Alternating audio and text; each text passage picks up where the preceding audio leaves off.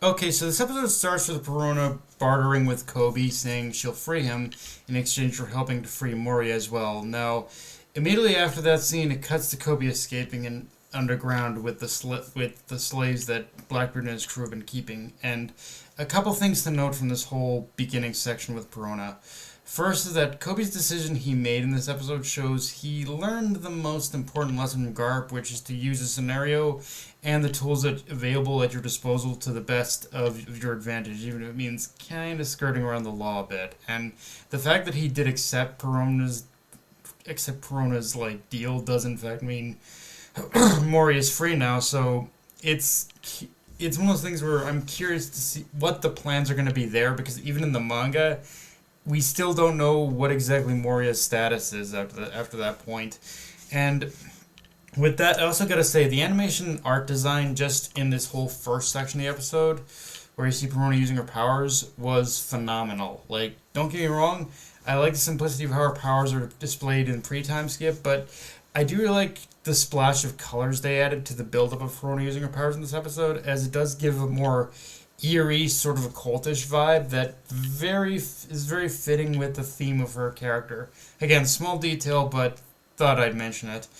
Of course, we also got to talk about the huge reveal of this episode, which is that through flashback of after Koby was caught by Blackbeard on on Amazon Lily, we learn of Teach's true motive, which is to create a nation of pirates. But unlike Kaido, who tried to accomplish this through conquering Wano, Teach is definitely going for the more bold, if not completely fucking deranged approach, which is make the entirety of Pirate Island its own recognized nation. And I like how quickly this whole idea is debunked after Koby tells him he's a member of Sword, and Kuzan backs up that claim, explaining that just in every which way Teach's negotiations are not going to work. As we learn, Sword are as this is where the huge reveal dump is thrown at us, where it's revealed Sword are all Marines who resigned from the Navy officially, but still technically keep their status as Navy operatives, meaning that they basically Sword operates off the Sword are those who are still, I guess, technically members of the Navy, but they operate more off the books which in itself begs the question, Kuzan, how do you know all this, my man? Got something you want to tell the rest of the class? Like, seriously, he couldn't have made it more transparent that he's a member of Sword too, yet we still don't know officially if that's... We still don't officially know if that's actually the case or not, but it's like, it's right, it's he just basically outed himself in his own weird way, and it's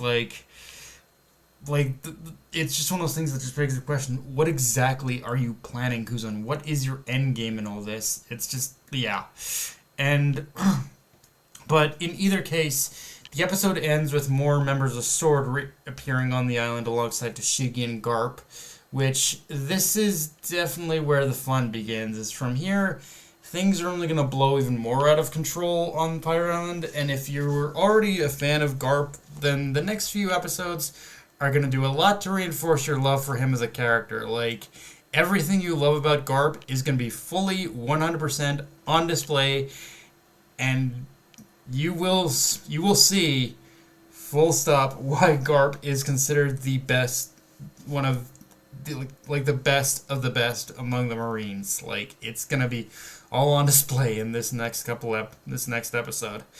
Um,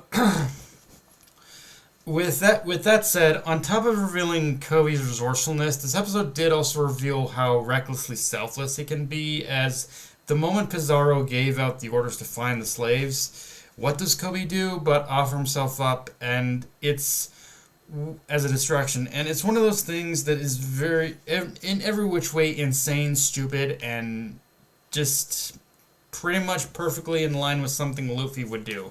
And it is in moments like this where I do like how the series is kind of still drawing a parallel between Koby and Luffy in this way, to show that when the time comes for Koby and Luffy to face each other on equal terms as Marine and Pirate, little moments like this do give us a glimpse of what that's going to look like, which is they'll probably either both face each other or end up fighting side by side, but fighting side by side alongside each other. And in both cases, they're both going to be acting as the shield to protect their comrades, whether that be Luffy acting as the shield to protect his crew or Koby shielding his own fellow Marines. Like, it's showing that both of these two characters are basically on a very similar path, just in different affiliated circumstances.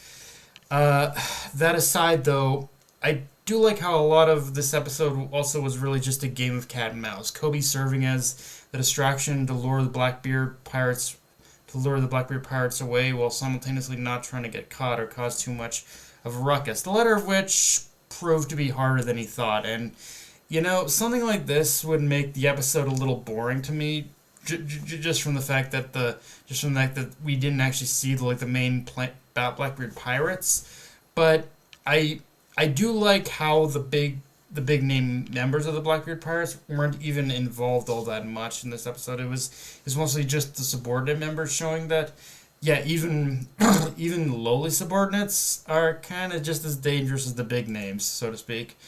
But yeah, guys, that's pretty much all I got for this review. If you enjoyed the video, like, comment, subscribe. Follow me on Twitter, analyst Crunchyroll, by hitting the notification bell. Hit the subscribe button and just share the video around, guys. Dark Knight of Anime signing off. Later, everyone.